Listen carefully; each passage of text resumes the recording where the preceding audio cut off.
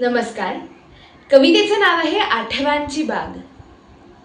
अगदी परवा गंमत घडली, मनामधली मरगळ झटकून आत अलगद जपली होती ती आठवण उलगडली. आला होता कंटाळा, कवितेचा मग फुलवला मळा.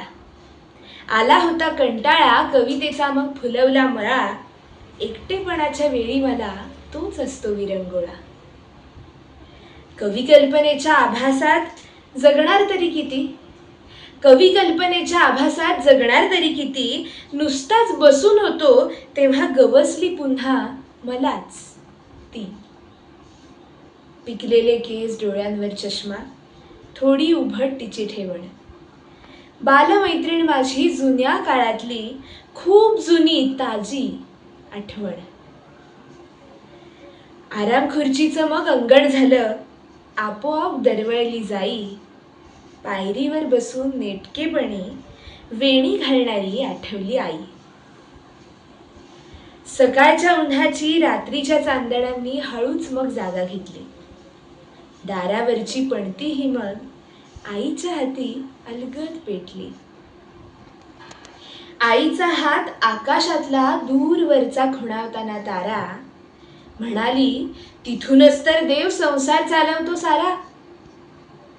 आई ग, देवाघरी तर आजोबाही राहतात ना, एवढ्या सगळ्या विश्वामध्ये कुठे शोधायचे माझे नाना. अगदी सोपं आहे राजा, अगदी सोपं आहे राजा, मुळीच काही कठीण नाही. स्वतःला सावरताना उत्तरत होती आई. क्षणभर आपले डोळे मिटून आतून हाक मारली जर, तुझ्यासाठी तुझ्यासाठी असतील तिथून लगेच नाना होतील हजर. सारा प्रसंग चित्रासारखा डोळ्यात देखत असताना अचानक इटुकल्या नातवाची कानी हाक आली, नाना. डोळे ओले पुसले अश्रू, हसलो अगदी बहारदार. डोळे ओले पुसले अश्रू, हसलो अगदी बहारदार. हक्काच्या मांडीवर स्वार, इतक्यात झाले राजकुमार.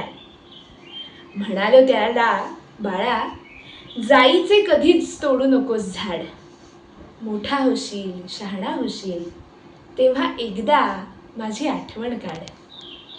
बोललो मी, त्याने ऐकलं नाही. बोललो मी, त्याने ऐकलं नाही. त्याला आपली गोष्टीची घाई. एक होती नगरी जादुई, एक होती नगरी जादुई, तिथे फुलायची बागेत जाई, तिथे फुलायची बागेत जाई. धन्यवाद.